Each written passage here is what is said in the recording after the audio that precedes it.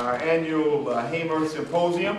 This is the 29th year that we have offered the symposium here at Jackson State University, and we're delighted that you're here.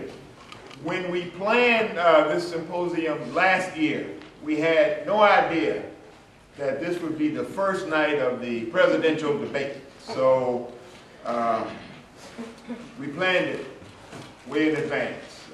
So we are going to deal with it. We thank all of you for coming. We thank all of the professors for inviting their classes to come, and thank all of you for coming with them. There's also the possibility that after the program this evening, we'll have it set up so if you don't have a flat screen, large screen TV in your room, you may wish to stay here and see it larger than life. So I'm going to stay here and watch it here. So you're invited to do the same thing. We are really excited about tonight and all day tomorrow. Most of the day we'll have sessions looking back at the life and times of Fannie Lou Hamer. And we are here in particular this evening because it was really 50 years ago that Mrs. Hamer was evicted from the plantation that she lived on in Sunflower County, Mississippi, the W.D. Marlowe plantation outside of Ruleville. And her eviction, of course, started a chain of events in recent American history. So we are celebrating 50 years ago that Mrs. Hamer got involved in the civil rights movement, and her involvement really has benefited not only this country but the world. And we're excited about looking back, reflecting on her times and where we are now. So you are in for a real treat this evening and tomorrow. So we invite you to come back tomorrow, and we also have copies of the program on the table there and other items from the Hamer Institute. We have on our program this evening to greet us from the College of Liberal Arts, our new Dean of the College of Liberal Arts, and also to greet us one of the founding members of the Hamer Institute and the interim chair of the Department of Political Science, Dr. Michelle Deardorff. But Dr. Lawrence Potter Jr. is our newly minted Dean of the College of Liberal Arts. How many of you are in the College of Liberal Arts? Show of hands. Oh, well represented. Okay, so Dean Potter just hit the ground officially on the campus October 1, although he arrived here before October 1 and they put him to work then. I'm not sure he's getting paid for the days before he got here by October 1, but only he knows. So let's give our newly minted Dean a round of applause. Come on. All right.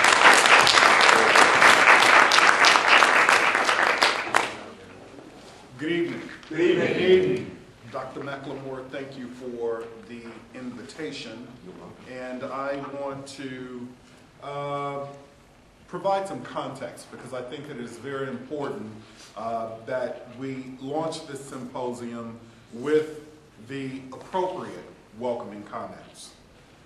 Let me take the opportunity to say to Dr. McLemore that on behalf of the College of Liberal Arts at Jackson State University as the new dean, you're right. I've been on the job since October 1. They had me at work this past weekend in Hattiesburg and officially took the seat at 8:30 this morning. But to you and to other members of the Fannie Lou Hamer National Institute on Citizenship and Democracy and to the Department of Political Science, I salute you for the excellent planning and implementation of this 29th Memorial Symposium lecture here on our campus at Jackson State. I can attest as the new dean that President Myers and Interim Provost Rennick are equally excited, appreciative, and supportive of the work you do to enhance the educational experiences of our students and to expand the enrichment opportunities to the greater Jackson metropolitan area and beyond. Tonight's keynote address and tomorrow's sessions promise to be enlightening, engaging, and provocative. It also shows that Jackson State University is at the forefront of making our historical past a relevant and pressing current event in 2012. The mission of the Hamer Institute is an extension of Fannie Lou Hamer's legacy to nurture future generations of young people to engage in and commit to discourse on civil rights, social justice, and citizenship. The Hamer Institute is vital not only to Jackson State University, but to higher education and the larger political landscape in this country at a time when a socially cohesive and economically vibrant U.S. democracy requires informed, engaged, open-minded, and socially responsible people committed to the common good and the practice of doing democracy. Civic learning needs to be an integral component of every level of education, from grade school through graduate school, across all fields of study. I look forward to hearing what presenters have to say during this symposium, and I look forward to working with the Hamer Institute to build upon its mission and good work. Please enjoy the evening, and again, welcome to Jackson State University.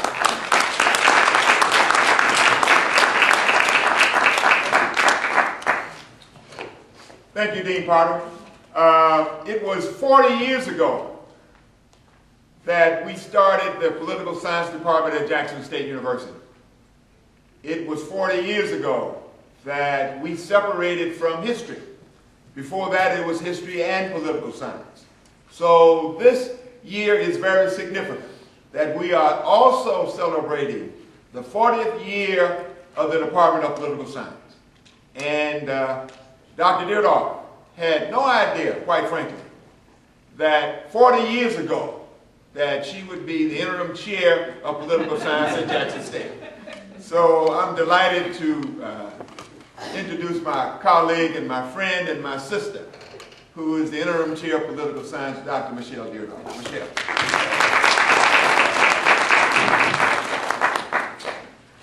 That is true.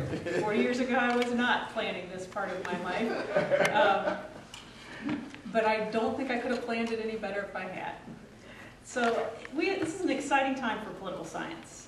One, it's an election year, and political science departments across the country light up on presidential election years. Not because presidential elections are so much more important than anything else that happens in politics, but everybody's talking about politics, and all of a sudden what we're doing is incredibly exciting for other people, which makes us more excited about what we're doing. And so, as much as I love Constitution Day, as much as I love various important parts of the year, in some ways this symposium is one of my favorite parts of the academic year. And I want to tell you why.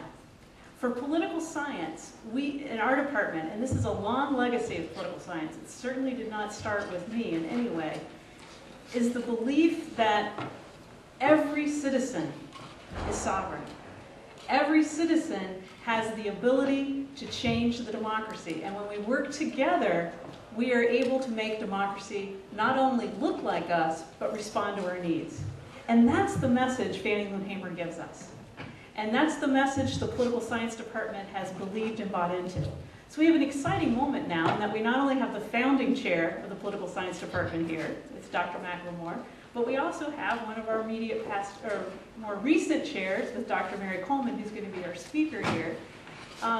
That's exciting. We see this legacy in time of political science. I want all the political science students in the room to stand up right now and show who you are. Come on. Masters, BA students. All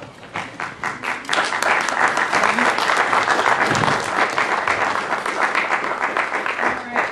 Excellent. We are also having a political science campaign debate watching party going on at basically the same time, so half our faculty are there with the students doing that. So these conflicts, we make them work for ourselves and creates synergy and excitement. So when we think about Fannie Lou Hamer, and you'll notice in the political science department, as the students can attest, about half the things in the department are named after Fannie Lou Hamer, and about, what would you say, half the pictures in the department are of Fannie Lou Hamer. We value that because what it says is that politics is not an activity for elites unless the people abdicate their authority to them. And we believe in our department that not only are our students training to be elites, but they're also training to work with citizens, to make citizens see themselves as sovereign, and that the political process should not be one in which we just confirm those who are already anointed, but that we actually change that process to represent what the people need. That makes democracy live. And Fannie Lou Hamer shows that not only is that possible, but she gives us the voice for it. So, thank you.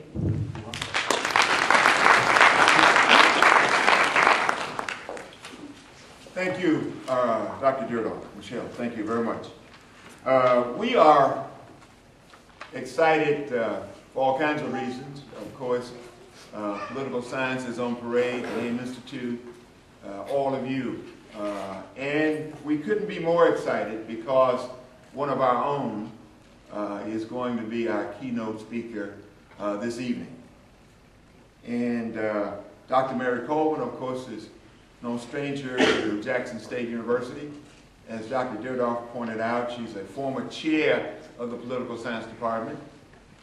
She was, a few years ago, a student in the political science department, and she left Jackson State and went off to the University of Wisconsin, where she earned a PhD in political science, and she returned to Jackson State actually before she finished writing her dissertation. And I persuaded her to come back, and she has always thanked me for delaying her degree. But thank you, Dr. Coleman, for returning. But Dr. Coleman served as chair of the political science department. She served as associate dean of the College of Liberal Arts. She was director of our faculty development program that she called the Center for University Scholars. And now she's gone off to Cambridge, Massachusetts, where she has almost, but not quite, almost as many titles as she had when she was at Jackson State.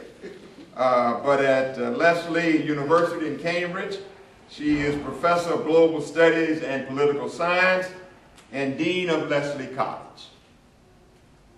And I never imagined, quite frankly, when I first met Dr. Coleman all those years ago in Air Hall, where I am now, and she came into my office with a violin case. And she was a freshman, and a very quiet, meek young lady. And we have some dispute about the occasion, but she absolutely not only was and is one of the most illustrious students that we've graduated from Jackson State, an outstanding scholar as an undergrad student, an outstanding scholar as a graduate student at University of Wisconsin, an outstanding scholar, faculty member, administrator. I mean, she represents the finest that we can produce at Jackson State. She is outstanding, just a stellar scholar. And young students, I tell you this, she is from Forest, Mississippi, from Scott County, Mississippi.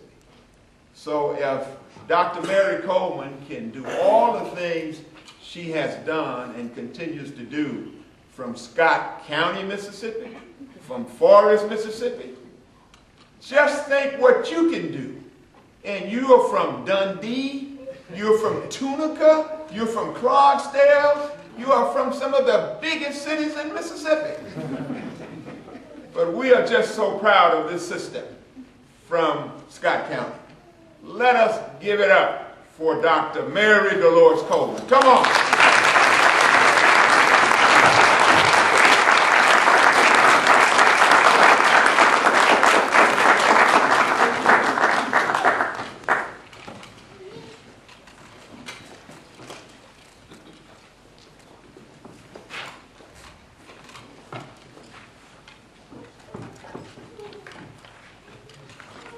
Mr. Chairman, and to the Credentials Committee. My name is Mrs. Fannie Lou Hamer, and I live at 626 East Lafayette Street, Louisville, Mississippi. Sunflower County, the home of Senator James O. Eastland, Mrs. Finney. It was the 31st of August in 1962 that 18 of us traveled 26 miles to the county courthouse in Indianola to try to register to become first-class citizens. We was met in Indianola by policemen, highway patrolmen, and they only allowed 2 of us in to take the literacy test at the time. After we had taken this test and started back to Roosevelt, we was held up by the city police and the state highway patrolmen and carried back to Indianola, where the bus driver was charged that day with driving a bus the wrong color. After we paid the fine among us, we continued on to Roosevelt, and Reverend Jeff Sonny carried me 4 miles in the rural area where I had worked as a timekeeper and sharecropper for 18 years. I was met there by my children that told me the plantation owner was angry because I had gone down, tried to register. After they told me, my husband came and said the plantation owner was raising Cain because I had tried to register. And before he quit talking, the plantation owner came and said, Fannie Lou, do you know, did Pap tell you what I said? And I said, yes, sir. He said, well, I mean that if you don't go down and withdraw your registration, you will have to leave. Said then if you go down and withdraw, so you still might have to go because we are not ready for that in Mississippi. And I addressed him and told him that I didn't try to register for you. I tried to register for myself. I had to leave that same night. On the 10th of September 1962, 16 bullets were fired into the home of Mr. and Mrs. Robert Tucker for me. That same night, 2 girls were shot in Roosevelt, Mississippi. Also, Mr. Joe McDonald's house was shot in.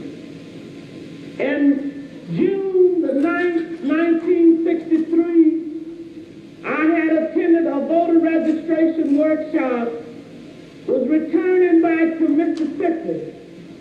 10 of us was traveling by the Continental Trailway bus. When we got to Winona, Mississippi, which is Montgomery County, 4 of the people got off to use the washroom. And 2 of the people used the restaurant. 2 of the people wanted to use the washroom. The 4 people that had gone in to use the restaurant was ordered out. During this time, I was on the bus. But when I looked through the window and saw they had rushed out, I got off of the bus to see what had happened. And one of the ladies said it was a state highway patrolman and a chief of police ordered us out. I got back on the bus, and one of the persons who had used the washroom got back on the bus too. As soon as I was seated on the bus, I saw when they began to get the 5 people in a highway patrolman's car. I stepped off of the bus to see what was happening, and somebody screamed from the car that the fire workers was in and said, get that one there. And when I went to get in the car, when the man told me I was under arrest, he kicked me. I was carried to the county jail and put in the booking room. They left some of the people in the booking room and began to place us in cells. I was placed in a cell with a young woman called Miss Vesta Simpson. After I was placed in the cell, I began to hear sounds of licks and screams. I could hear the sounds of licks and horrible screams. And I could hear somebody say, can you say yes, sir, nigga? Can you say yes, sir? And they would say other horrible names. She would say, yes, I can say yes, sir. So I said, she said, I don't know you well enough. They beat her I don't know how long. And After a while, she began to pray and asked God to have mercy on those people. And it wasn't too long before 3 white men came to my cell. One of these men was a state highway patrolman, and he asked me where I was from. And I told him Roosevelt. He said, we're going to check this. And they left my cell, and it wasn't too long before they came back. He said, you were from Roosevelt, all right, and he used a curse word. And he said, we're going to make you wish you was dead. I was carried out of that cell into another cell where they had 2 Negro prisoners. The state highway patrolman ordered the first Negro to take the blackjack. The first Negro prisoner ordered me, by orders from the state highway patrolman, for me to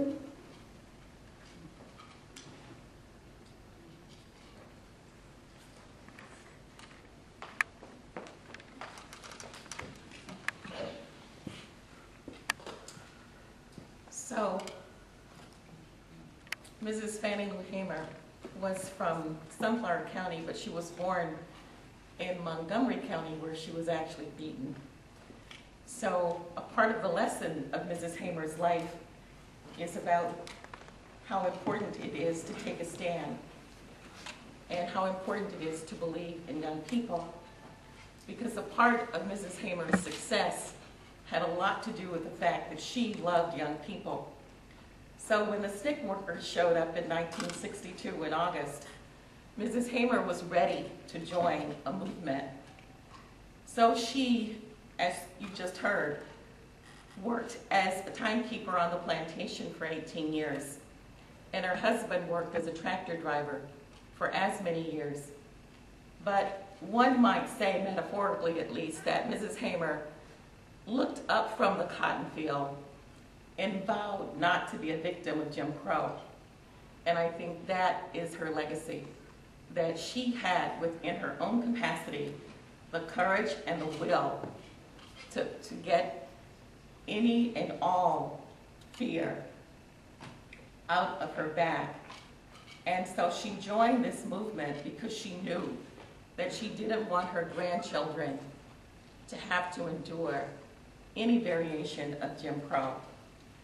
So I think it's important to ask what it is that we can do in our time to ensure that in your lifetimes you have an opportunity to affirm opportunity.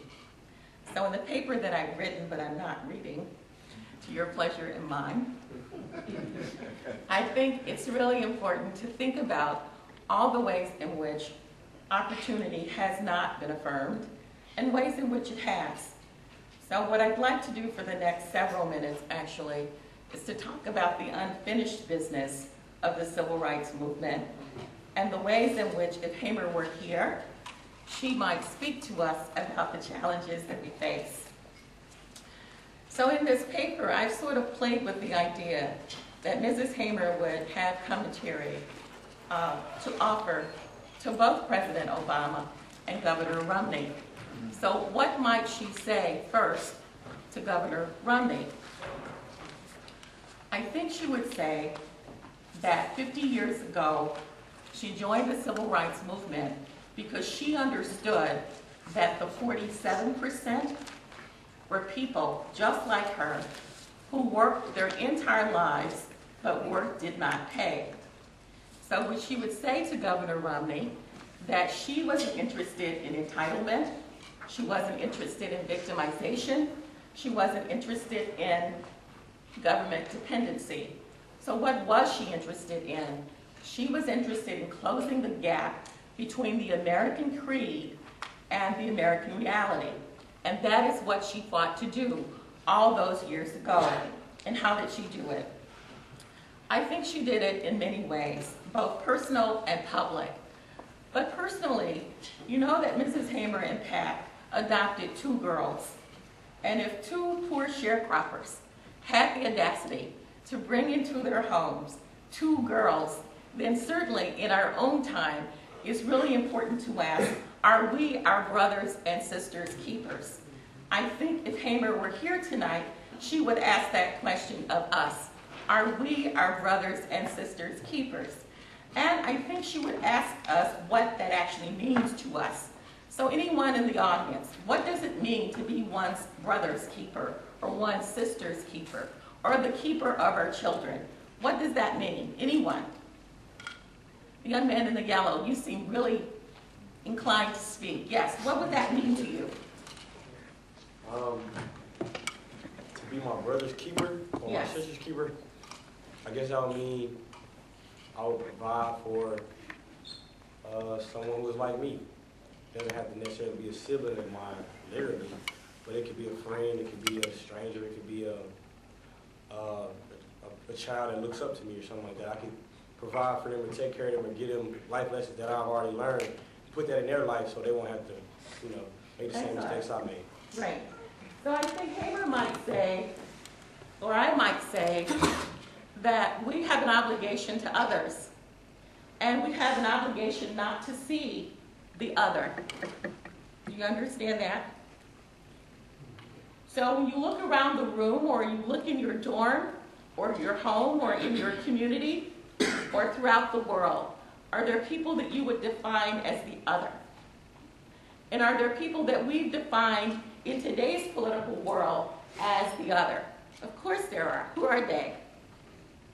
Who are illegal aliens? Who are they if not the other? Exactly. This young man said Hispanics.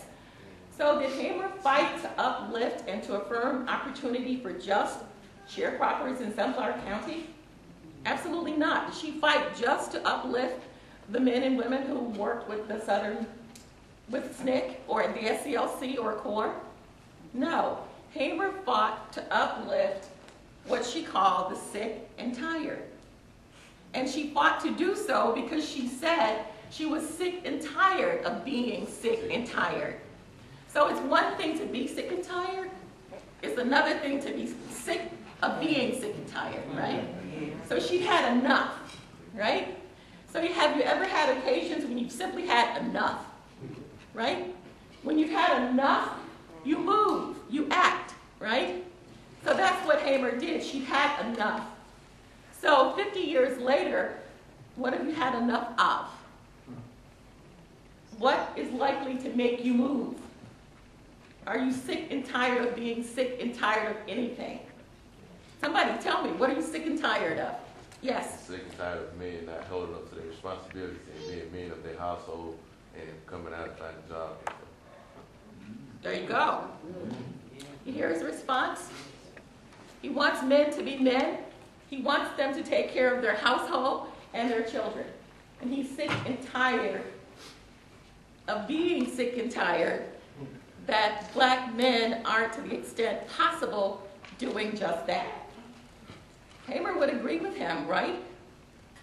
Hamer clearly understood the ways in which the movement was not just about the working poor, not just about women, not just about the men who led the movement, but the movement was about people who were, in their totality, denied an opportunity to exercise full citizenship.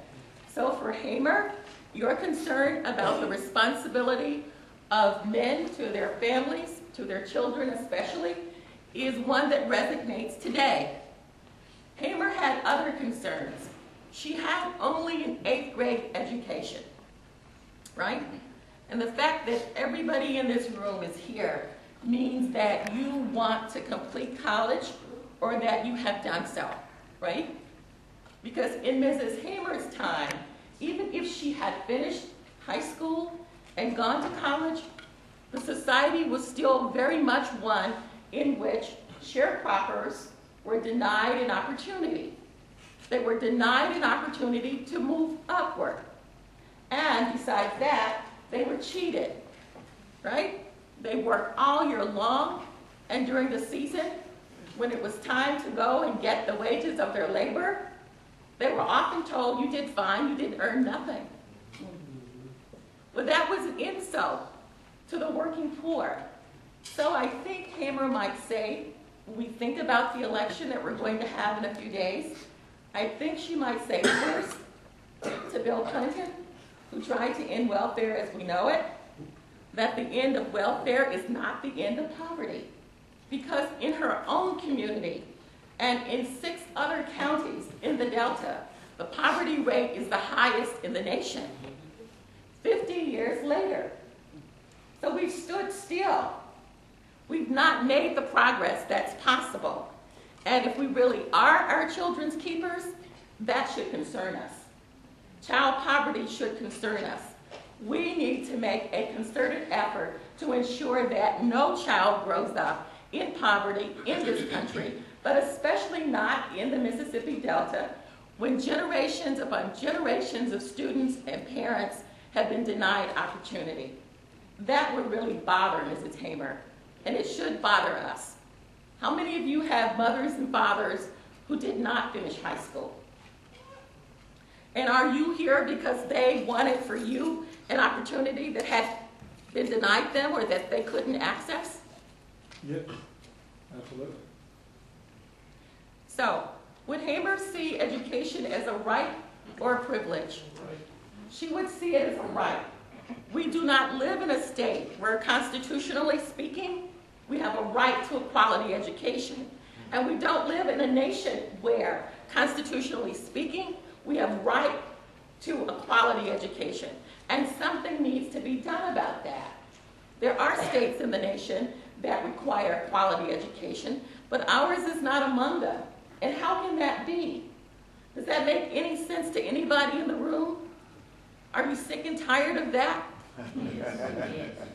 Hamer would be sick and tired of that. And what might she ask you to do about it? What might she say to you that would get you to move beyond your anxiety, complacency? What might she say that would make you move forward? Anyone? It would be 7 o'clock in the morning. Get up at 7 and go to work? Take care of business. Take care of business? Make things happen. All right? So I think Hamer would say, Isaac, it is important to believe in your own capacity to make a difference. Because Hamer believed in her own capacity to make a difference. So if we were in a political science classroom, we would say that Hamer had efficacy. She believed in her own capacity to make a difference in the world. So do all of you believe in your own political efficacy or in your personal efficacy? Do you believe that you have the capacity to make a difference in your own lives, quite apart from the world that's political and public? And how many of you think you have a role to play in the public square? How many of you want to become public officials of any kind? President of an institution, president of the United States, governor of a state, mayor of this city. It needs a very strong mayor. I think you've noticed that, right? So, This is a non-political. that's exactly right. So, how many of you understand or have some sense of your own public obligations? Yes. Others? Yes. So talk to me. How do you understand your own public obligations to yourself and to the nation? Well, I understand that my own obligation is to be educated in what's going on, socially responsible, and to share that with others, even if it's not necessarily a platform, but just in social interactions. Okay. Anyone else? All right. So let's just keep moving. So Mississippi, 50 years later. And let's just summarize what we've said already. That when you know that opportunity has been denied, you have an obligation to do something about that. And the obligation that you have is in part what it means to be human, what it means to be in the movement forward that is really a universal movement for opportunity for everybody. But we just happen to be in this place at this time. So social geography is really important. Hamer, Ruleville, Sunflower County, the Mississippi Delta. Almost anybody in the world who hears the Mississippi Delta associates it with poverty, associates it with failure, associates it with Mrs. Hamer. The world's over. So would Hamer support the Occupy movement? I think she would. I think she'd be right there at my university in that tent that's occupied by one person. I think she'd be right there with that youngster supporting the Occupy movement. Because again, she believed in the 47%. She knew that the 47% worked as hard as possible, but work did not pay. And when work does not pay, you have to get up and be moved to make a difference for yourself and for others. So again, just by summarizing, Hamer would say, something needs to move us. Something needs to move us. And if you believe in your own capacity, in your own efficacy, if you believe in your own capacity to make a difference, something will move you. But that is not enough. If Hamer had just left the Marlowe plantation, gone to the chapel for the church meeting, gone to register to vote, and continued going there until she was able to vote in December of that same year, if she had just done that by herself, that would not have been enough. So the movement was possible because everybody thought, or at least enough people thought, that this was enough. So young people from the North who were here, and courageous people from the South who actually found a way to get through their fear, actually participated in a movement that would move a nation and a world. And if Mrs. Hamer can be a part of that, you and I can be a part of this, now some 50 years later. So we have to work on high school completion rates. We have to work on college completion rates. And when students finish college, they need a social network that will assist them in getting the opportunities they deserve. How many of you imagine that when you walk across the stage 3 or 4 years from now, you will have a job? 10 times. How many of you imagine that maybe not? All right, so maybe yes, maybe no. And you're both right, because a college degree matters. It matters more today than ever before. The income that you will earn as a college graduate is 10 times more than that of a high school graduate over the course of your life. So that really does matter. But a college degree also matters because it enables you to more readily participate in what we call the civic culture. And that's what Hamer was doing. A sharecropper was participating and enriching the civic culture. So you can't do that if you're standing on the sidelines. You can't do that if you're a fence sitter. You know what a fence sitter is? A person who sits and watches. He tries to decide which way he ought to go depending on the way the wind's blowing or the way the polls are reading. That's a fence sitter, right? So historically, if you look throughout our nation, many people sat on the fence and tolerated Jim Crow. If Governor Winter were here today, he would tell you that originally he was among them, right? But he got sick of his own cowardness, and yes, political ambition.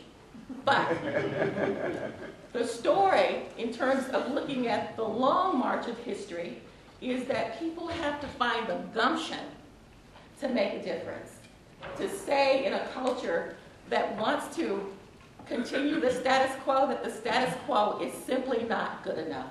So we have to believe, I think as Hamer did, in the capacity of all people to affirm opportunity. So this notion of affirming opportunity is really important to me. And when I think about Hamer's life, it drives her story. Opportunity has to be affirmed. So that means that yes, you can walk through the doors at, say, the University of Mississippi or Southern University or any other university in the country now some 50 years later. In Hamer's time, that wasn't possible. So there is an opportunity, but how is opportunity affirmed?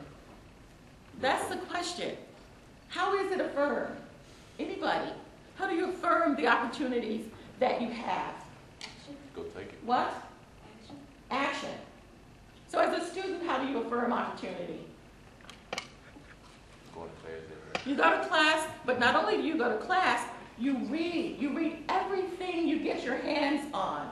and you write. You wake up every morning and you write. And you don't just write to make sure the grammar is correct. That's important. You gotta have a voice. Hamer had a voice.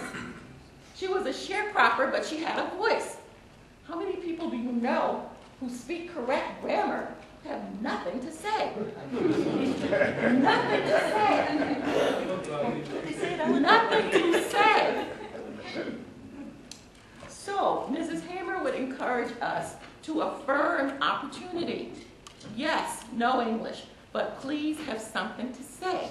And when you have something to say, you're going to get called on it. So when you get called on it, you've got to have the courage of your convictions. Hamer did. She told Marlowe, I didn't try to register for you. I tried to do that for myself. So Marlowe thought, this lady is a fugitive. From what? Jim Crow? The plantation? Second-class citizenship? She was. Hamer was happy to be a fugitive. And when she left that jail in Winona, half dead, as she said, the same day that Medgar Evers was murdered in his own driveway, Hamer knew that she couldn't quit. That beating might have given me pause. You know, I might have thought, enough. Yeah. But Hamer said no. She continued to work for her all of her life. All of her life. And the story that most of us know about Mrs. Hamer that's told by scholars of various persuasions is a story about the Mississippi Democratic Party Freedom Challenge in Atlantic City. What's really important about that story in terms of affirming opportunity, when they were offered a compromise, 2 seats, when the whole delegation wanted to be seated, Hamer said, we didn't come all this way for no 2 seats when all of us is tired. That's what she said. She didn't say when all of us are tired. She said, we didn't come this way for that. So in my work, I see Hamer as a hedgehog. So I don't know what you know about hedgehogs, but if you contrast the fox and the hedgehog, the fox is a person who's always calculating, always a step or two, a year or two, a generation or two ahead. Some people say that Obama is a fox. You think he's a fox? Who knows? But I think Obama is both a fox and a hedgehog. So what does the hedgehog know? The hedgehog knows one big thing. That was Hamer. Hamer knew the difference between justice and injustice. That's what she knew. She was a hedgehog. And that's why she said, no, we didn't come all this way for no 2 seats when all of us is tired. Give us all our seats. Now, the other thing she said is, you're seating people who were selected in a Jim Crow sort of exclusionary way. She said, is this the land of the free and the home of the brave? She questioned that. So, a university is a great place to question everything. Everything. How many of you were kids who always said, why? Why? My son said, why? Over and over and over. And once it was explained to him, he wasn't done. Kids say was never done. It was always one continuous 20-year conversation about a thing with his child. But kids who ask why really do matter because they know when the question hasn't been answered, right? And Hamer knew as a hedgehog that compromise was no good. And she said so, right? But had she been a fox, what might she have done? She would have conferred with her buddies there and they would have decided among them who should be seated. But they didn't have that decision. Somebody else made the decision about who among them should be seated. And I think that offended Hamer. So I think one has to have a keen sense of justice. And Hamer did. She knew the difference between justice and injustice. And some scholars say that she simply was a novice. She was just an amateur. Sometimes they say that about Obama too. Right? But she was a hedgehog. She knew one big thing, not necessarily many, many things. So the other lesson that I take from Mrs. Hamer's life is about homelessness. When she was kicked off the plantation, she was homeless. She and Pap and the kids were homeless. They were without a place to stay. 1 in 20 children in this country today is homeless. That's an awful lot of homeless kids. Do you know any homeless people? At my university, we have students who are homeless. Except for living in the dormitory, they would be without a home. Homelessness in America? It is real. And in some cities and towns, it's largely invisible. But in Hamer's time, really, all the sharecroppers were homeless. Why? Because they were dependent on the plantation owner, on his whim, his caprice, his sense of justice or injustice, whether or not there was a flood or a boll weevil or fever. So poor people had no sovereignty.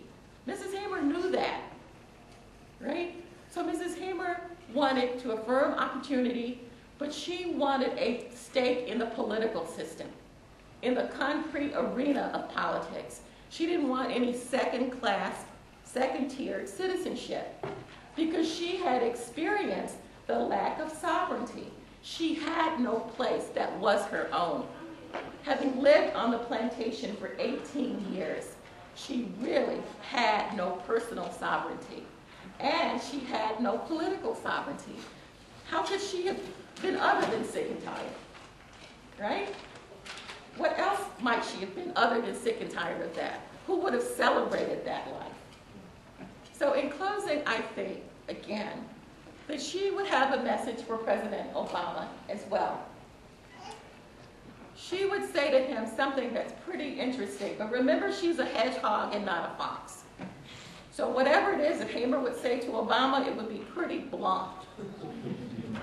She wouldn't make it pretty, right? So I think she would tell Obama, I think she would say, brother, if you get a second term, make sure you take care of the people who cannot take care of themselves. She would urge him, I think, to look at the Mississippi Delta and ask how we might affirm opportunity for generations and generations of young people and their grandparents who in old age have basically no Social Security. This is a problem. So if poor people manage to live a long life, and most of them don't, they die poor. They have nothing to give to the next generation. And if opportunity had been affirmed, there would have been a transfer, if not of wealth, of income, to the next generation. So when you accept second-class citizenship, you're denying opportunity to generations, not just to yourself. So if you remember nothing else about tonight, remember how vastly important it is to affirm opportunity. You have a responsibility personally to do that, but you also have a responsibility in the public square. You have obligations to others. You are your brothers and sisters' keepers, and they have responsibility themselves. So if we can imagine this place 50 years from now, do you think we're going to be talking about homelessness and poverty and high school incompletion and college incompletion? This young man is saying yes, we're going to talk about this in another 50 years. So you don't have the faith that we can make progress, that we can make a difference in our time. We can, but y'all have to put it in us because we are the next generation, representatives 2016, and we are the next generation to rule the world and stuff.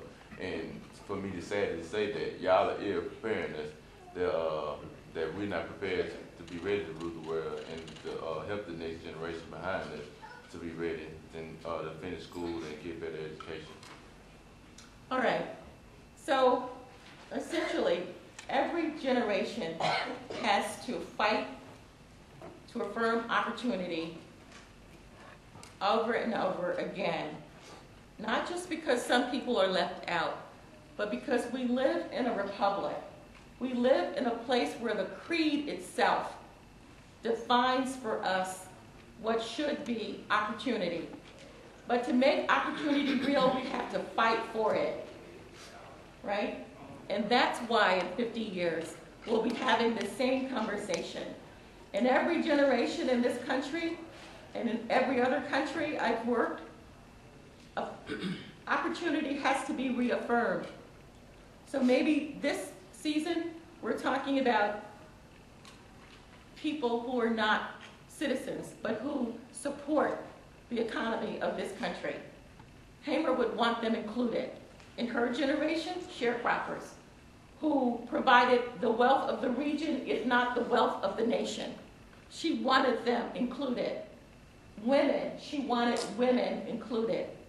So 50 years from now, we can't be a republic of for some only. We have to be a nation that is striving to achieve the American creed.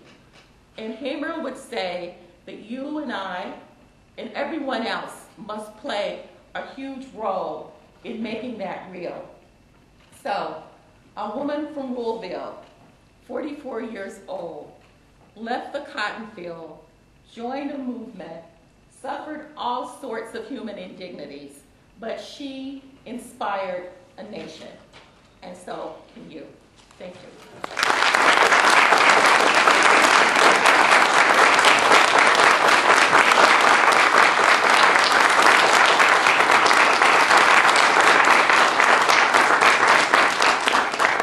Thank you, Dr. Coleman. You can't get off that easily, though, but the debate starts at 8 o'clock. It is now 7:22, and I'm sure there are people who would like to raise a few questions with you. So if you would come and stand with me. Thank you. Thank you for that very thought-provoking lecture, talk. Thank you. Thank you for teaching me. You were spirited and fired up. Thank you. Please, yes. When you were speaking of bridging the gap between American creed and American reality, in your opinion, what's the thing that's going to bridge the gap? You think formal education is enough to bridge the gap between the American creed and American reality? No. But did you hear the question? So what's the chasm between the American creed and the American reality? I think it's kind of complicated, but basically I'd say this. So let's imagine that I do think it's education. So all of you are graduating in a few years. You walk across the stage with a diploma, and chances are your annual income will far exceed that of your parents. People didn't receive a college education. But will that be enough? Absolutely not. So I think citizenship is the difference. I think citizenship is the chasm. So what does that mean? It means that citizenship is not something somebody gives us when we turn 18 or 21. Citizenship is something we earn. We have to earn it for ourselves, and we have to earn it for our communities. And so I'm really impressed with the argument that we all have obligations. And obligations, this question of obligations, makes me at least ask, what am I do? What is he do? And what are others do? And it's important not to see others. I'm not saying that we can't see difference, but we can't look and say that he or she or this group is the other. So our nation is really complex because so many people with so many different backgrounds and ideologies are part of that nation. So at the moment that the nation is fractured, and that sort of fracturing we see in the two-party system. So I think there are many ways that we can close the chasm. And politically speaking, I think we need a bona fide third party in this country. And I don't mean the Tea Party. And I think that's why the MFDP was so important as an example of what's possible when people with shared values get together to challenge the status quo. So I think that the Occupy movement is really important in that regard because it questions whether or not we live in a society that wishes to affirm opportunity for people like Mrs. Hamer, for the working poor. So I think that's part of the answer. We have to find out how we build a nation that respects difference but affirms opportunity. And I think that responsibility resides within each of us and with our communities. And I think a large part of it is not accepting people to represent us who shouldn't be there. It's really heartbreaking to see some people win elected office knowing they can't do the work that needs to be done. And so we elect them and we walk away. And the most important day in American politics is not Election Day. It's what happens during the governance that makes the difference. So we have to vote, we have to register, but we have to participate in the citizenry. We have to engage and make it richer than it is. We can't rely on our delegates to do so for us. So in one sense, I'm saying just raise hell. Right? Just raise as much hell as you can. Other question? Yes, please. Hi, Sean. That's not Sean, that's Leslie. Hi. Hey, how you doing? Good. Good to see you. It's good to see you too. And great speech, by the way. Thank you. Great lecture. I really enjoyed it. Since we're in the mind of Mrs. Hamer a little bit, I wanted to know how you think she would have went about raising hell when it comes to today's modern day version of voter suppression, when it comes to voter ID laws, felony disenfranchisement, trying to strip away early voting, such important factors that really sort of try to suppress voting in America, which, one side is obviously trying to do more suppression while, there's only sometimes even below 50% participation in like in general federal elections. How do you think Fannie Lou would have raised hell in her own way? I think she would say, A, that voter suppression is mostly about trying to deny the vote to the newest members of the community in our nation, Hispanics. I think she would go directly there. I think she would say this is probably the last election during which it will be possible for white Americans only to elect a president. Mitt Romney needs to get 63% of the white vote to win the election. And I think Hamer would look at that mathematically. She had an 8th grade education, but a great mind. I think she would look at that and try to encourage the nation to be more inclusive and not to be afraid of the changing demographics. I think that's what she'd do. I think she also would, toward the end of her life, she had something called a pig bank, where she tried to make small communities economically independent, where she tried to talk about how important it is for people to join a cooperative movement and provide for themselves economically. So I think in terms of voter suppression, that Hamer would, yes, look at that, but I think she would look at what I'm calling the bigger framing for Hispanics in particular in this country.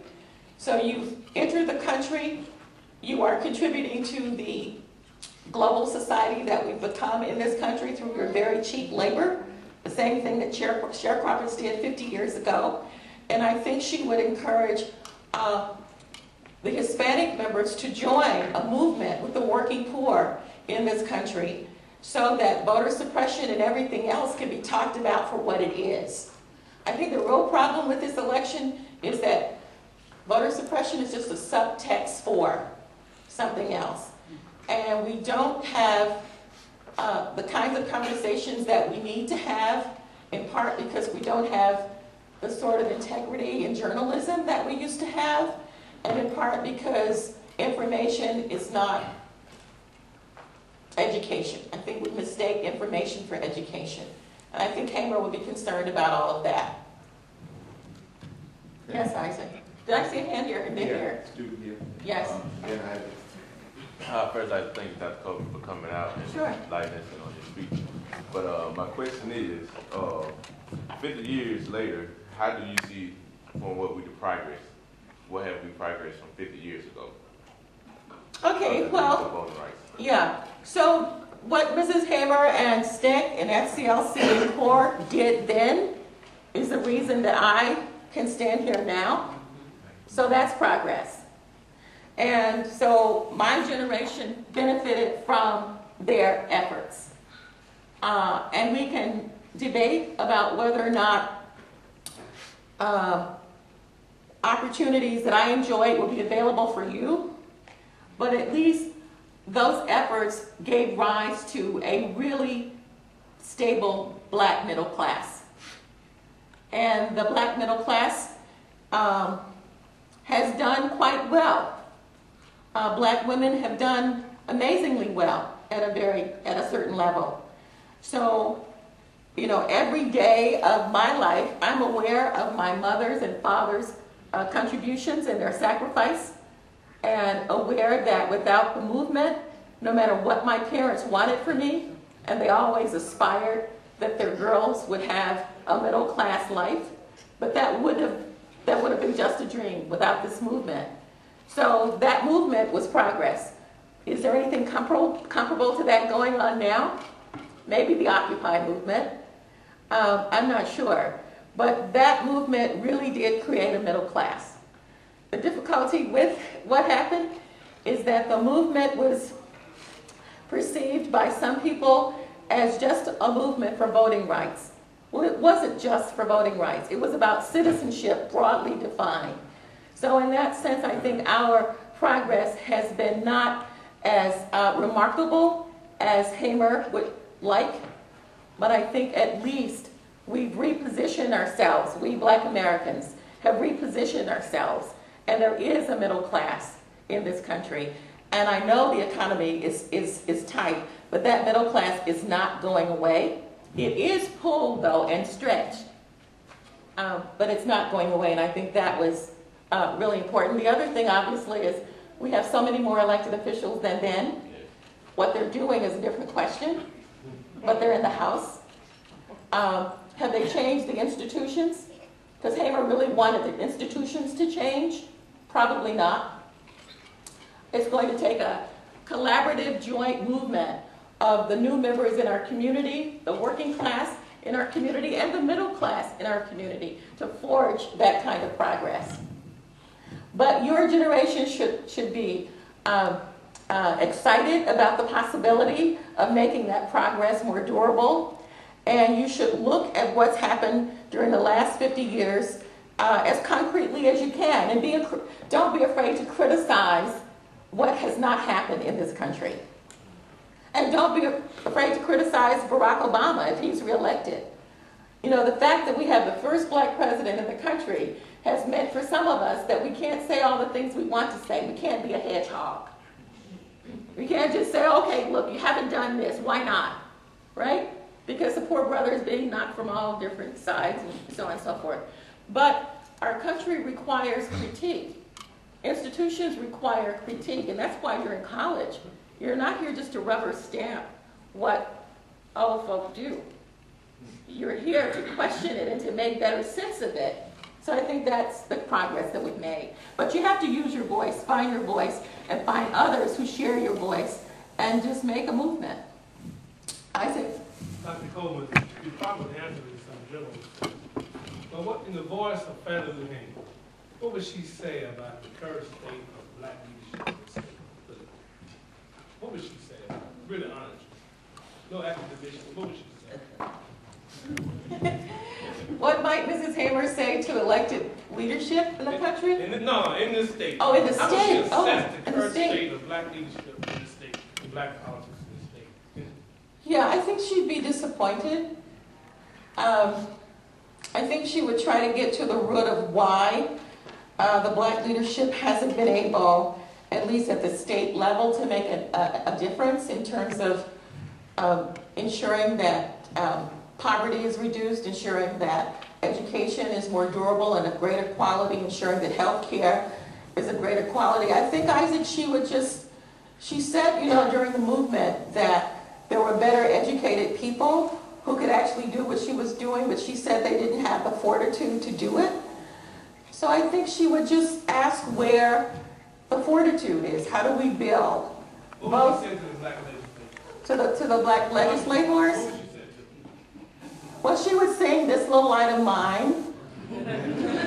And then she would would say something fairly provocative with respect to what hasn't been done. She'd ask about the poverty in the Delta, and I think she would excoriate them. I think she would say, you know, what's the problem?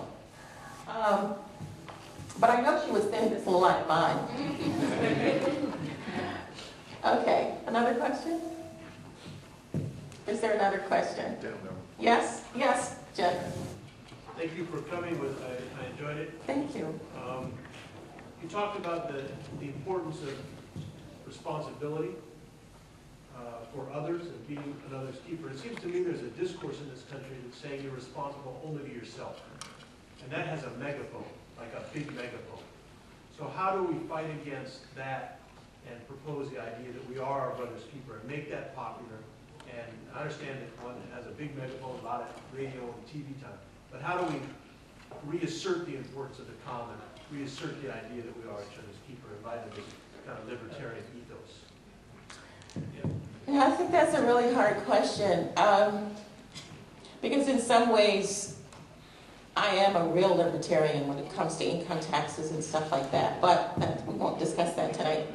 I think it's really important and easy for us in Mississippi to remember that we are a brother's keeper because Mrs. Hamer and folk like Mrs. Hamer made this moment possible for so many of us. And those of us who were not in Mississippi but who were really inspired by the movement probably changed our own patterns, our own ways of thinking about who is deserving and where our obligations start and stop. So I guess, Jeff, I'm saying that we need more examples of a sort of selfless citizenship that's not so inured with material stuff.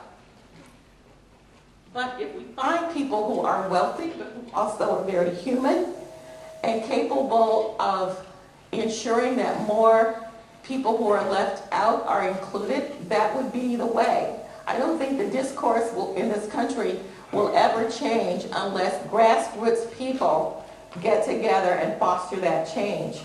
I think the media is just, I don't know, our media, they just don't seem to get it either side. There's the liberal side, there's the Fox News side. And we can't make anything happen if we just stop going to Fox News establishments. Some of my friends don't go to any restaurant that is playing Fox News. Well, that's not the solution. Right? It is a problem, but that's not the solution. So I think we need to get a handle on the media as an institution, is the first thing I'd say. The second thing I'd say is we need to understand in this context the difference between the power of the president and the power of the Congress. And we need to make the Congress more accountable to the people, to the people who are left out. But if there is no counter to the Tea Party, that can't happen. And at the moment, there is no counter to the Tea Party in this country. Okay, let's thank Dr. Coleman again for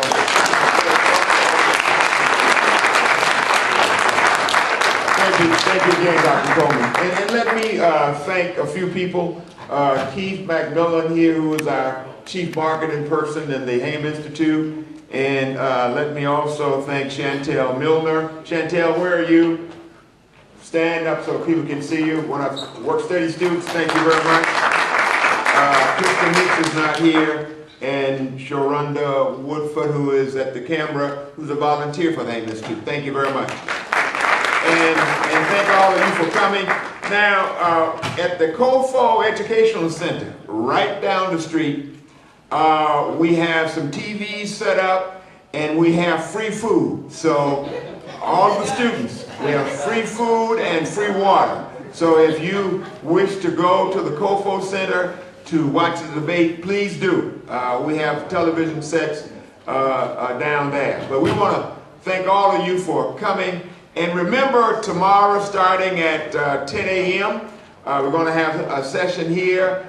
And so between 10 and 3 tomorrow, we'll have 3 different sessions speaking to and addressing a number of the issues raised by Dr. Coleman, the economic question, the leadership issue, and the political questions raised by several of you this evening. But again, professors, thank you for allowing your students to come, and thank you for coming with them. And let's again thank our newly minted Dean, Dean Potter, for bringing the greetings. Thank you, Dean. And thank all of you. And please go to the COFO building or stay here and watch it, but we have free food down there. Thank you very much.